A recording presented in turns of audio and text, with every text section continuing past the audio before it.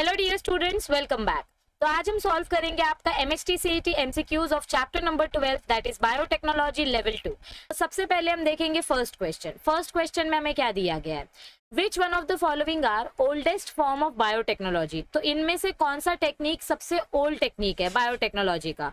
तो हमको मालूम है कि कृष्णा जी के टाइम से मक्खन बनाते हुए हम आ रहे हैं। So curd making is the oldest technique. और फिर उसके बाद सेकेंड रैंकिंग आती है ब्रेड मेकिंग की। ड्राइंग वगैरह करना ये थोड़ा सा बाद में स्टार्ट हुआ, और एग्रीकल्चर ये प्रिजर्वेशन के फॉर्म में नहीं आता है। So option number 2 and option number 3 का कॉम्बिनेशन राइट है। सो अब इसमें से देखो ऑप्शन नंबर 2 और ऑप्शन नंबर 3 किधर दिखाई दे रहा है। इधर पे आपको ऑप्शन नंबर 2 और ऑप्शन नंबर 3 दिखाई दे रहा है। So this is the right answer. Next question. 3 steps मतलब 3 steps of polymerase chain reaction are shown in the following figure.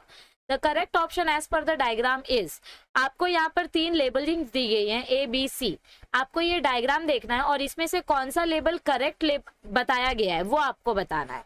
अब अगर टेक्निकली हम पीसीआर रिएक्शन देखें तो ए वाले लेबल में क्या हो रहा है। ए वाले लेबल में आपका पॉलीमराइजेशन हो रहा है। ए में क्या हो रहा है आपका, मतलब यहाँ पे आपका जो डीएनए है वो डीएनए हमने लिया और इसको हम ब्रेक करना स्टार्ट करने वाले हैं।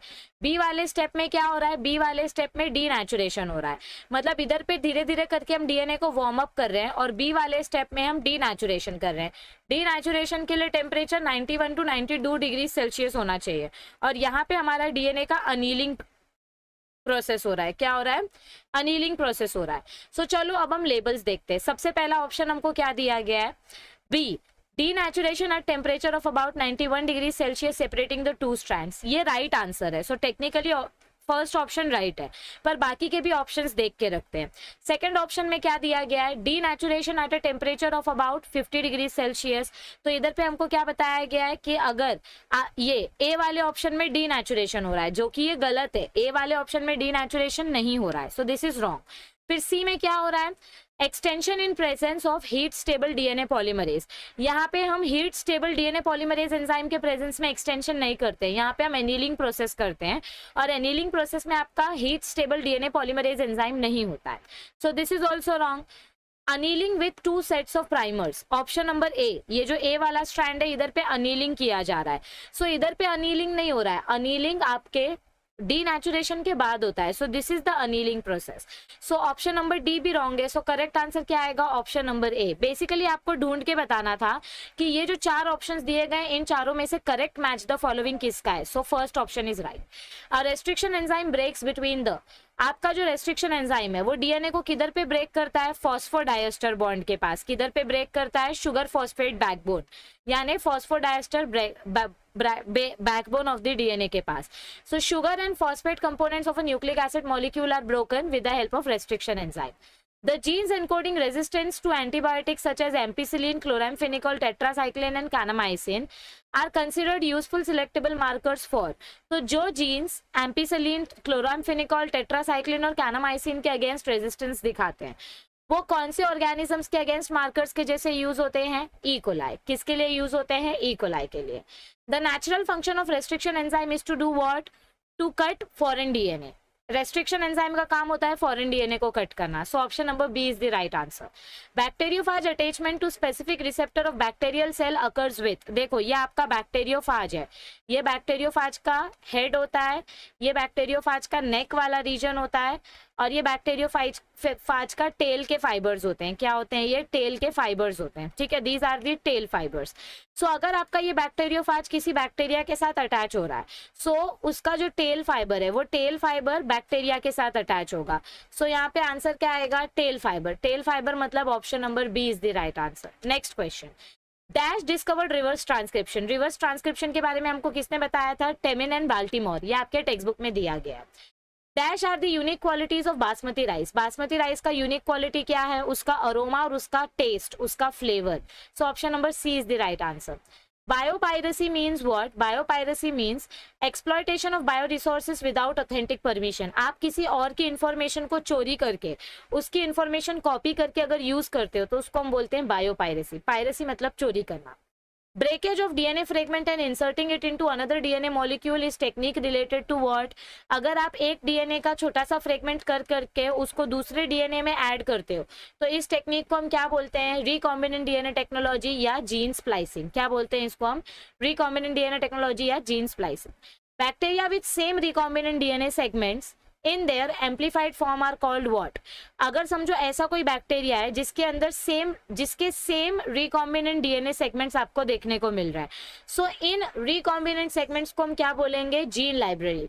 क्योंकि देखो जीन पूल में क्या होता है? टोटल जीनोम, मतलब जितना भी जीन्स है सब इसमें आ जाता है। जीन फ्रीक्वेंसी मतलब कोई एक पर्टिकुलर जीन अगर बार बार रिपीट हो रही है। क्लोन लाइब्रेरी में पूरा का पूरा ऑर्गेनिज्म आता है, लेकिन जीन लाइब्रेरी में क्या होता है? एक पर्टिकुलर सीक्वेंस का सेगमेंट अगर रिपीट हो रहा है तो वो आपके जीन लाइब्रेरी में स्टोर किया जाता है। So option number D is the right answer. The part of TI plasmid transferred into plant cell DNA is called what? TI plasmid जो प्लांट सेल के डीएनए में ट्रांसप्लांट किया जाता है उसको हम tDNA बोलते हैं। Okay, tumour inducing plasmid. Next, in India हल्दी इज बीइंग यूज्ड एज। हमारी कंट्री में जब भी हमको चोट लग जाती है तो मम्मी फटाक से उधर हल्दी भर देती है। क्यों? ताकि इन्फेक्शन ना हो सके। सो हमारी कंट्री में हल्दी को हम कैसे यूज कर सकते हैं? एंटीसेप्टिक के लिए। So option number C is the right answer. The restriction enzyme were discovered by. Restriction enzyme किसने डिस्कवर किया था? आर्बर स्मिथ एंड नेथन ने। So option number D is the right answer. Ligase helps in joining molecules of DNA, ये हमने 4th chapter में पढ़ा था। Ligase क्या करता है? लाइगेज डीएनए मॉलिक्यूल्स को ज्वाइन करने में हेल्प करता है। So C is the right answer. The cutting of DNA by restriction endonucleases results in the fragment of DNA. These fragments can be separated by a technique known as। देखो हमने पढ़ा था PCR technique में कि जब भी आपके पास बहुत सारे डीएनए के फ्रेगमेंट्स होते हैं तो उन फ्रेगमेंट्स को हम सेपरेट करने के लिए इलेक्ट्रोफोरेसिस की टेक्निक यूज करते हैं। कौन सी टेक्निक यूज करते हैं? इलेक्ट्रोफोरेसिस की टेक्निक यूज करते हैं। So gel electrophoresis is the right answer. The beneficial character present in BT cotton due to which it is preferred over other varieties of cotton is। क्या बोला गया है हमको इधर पे? ऐसा कौन सा स्पेशल प्रॉपर्टी है जिसके लिए हम बीटी कॉटन यूज करते हैं और नॉर्मल कॉटन यूज नहीं करते हैं? बीटी कॉटन के पास एक स्पेशल रेजिस्टेंस पावर होती है, that is resistance to ball worm.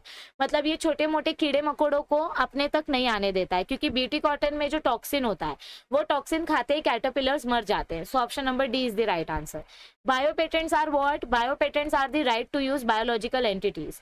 सो आपके बायोलॉजी में कोई भी लिविंग क्रिएचर है उनसे रिलेटेड कोई भी इंफॉर्मेशन यूज करने के लिए आप बायोपेटेंट बना सकते हो। तो option number D is the right answer. How is intellectual property of inventor protected? अगर समझो मैंने कोई नया चीज डिस्कवर किया है तो वो मेरा डिस्कवरी कैसे प्रोटेक्ट करके रख सकते हैं? उसका पेटेंट बना के। So by bio patenting. Okay, all right.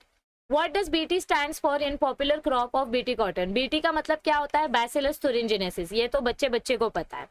Polygalactourinase in tomato cause fruit softening by degrading pectin sugar। Polygalactourinase क्या करता है? एक्स्ट्रा शुगर को डिग्रेड कर देता है ताकि अपना फ्रूट जल्दी खराब ना हो सके, टोमेटो जल्दी खराब ना हो सके। Temperature required for polymerization is 72 degree Celsius. जब हमको डीएनए का पॉलीमराइजेशन करना होता है, एनीलिंग करना होता है, उसके लिए 72 डिग्रीज का टेम्परेचर चाहिए। So option number D is the right answer. Foreign DNA is also called as what? Passenger DNA. और जो वेक्टर होता है, जो अपना प्लास्मिड होता है, उसको हम वेक्टर डीएनए बोलते हैं। So option number D is the right answer. Which of the following is not true of recognition sequences? recognition sequence के बारे में कौन सा स्टेटमेंट ट्रू नहीं है? They signal the attachment of RNA polymerase. No, they do not signal the segment of attachment of RNA polymerase. They are usually symmetrical of 4 to 8 nucleotides. इधर पे 2 आएगा। सो यूजुअली हमारे जो रिकॉग्निशन सीक्वेंसेस होते हैं, ये रिकॉग्निशन सीक्वेंस 4 से 8 nucleotide से बनते हैं। This is right.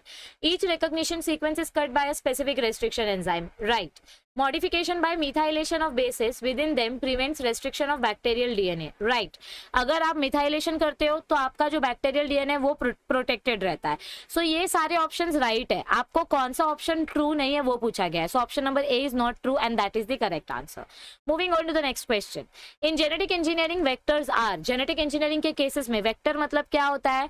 DNA molecules that are jumping genes. No, इनको हम ट्रांसपोजॉन्स बोलते हैं। DNA molecules that are formed after joining donor DNA. No. DNA molecules, क्योंकि इसको हम ट्रांसफॉर्म डीएनए बोलते हैं। DNA molecules from which required gene is selected. No, इसको प्लास्मिड बोलते हैं। इन जेनेटिक इंजीनियरिंग वेक्टर मतलब क्या होता है? DNA molecules which are used to transfer genetic material in another cell. एक सेल का डीएनए में का थोड़ा इन्फॉर्मेशन लेके दूसरे सेल में डालने के लिए हम वेक्टर्स का यूज करते हैं। So option number D is the right. इसी तरीके से आगे के चैप्टर्स भी हम डिस्कस कर लेंगे। आप लोग पहले असाइनमेंट सॉल्व करो, क्वेश्चन सॉल्व करो और आपके सोल्यूशंस आपके सामने आ जाएंगे। तो बने रहिए चैनल के साथ। Thank you, stay tuned, see you soon, all the best.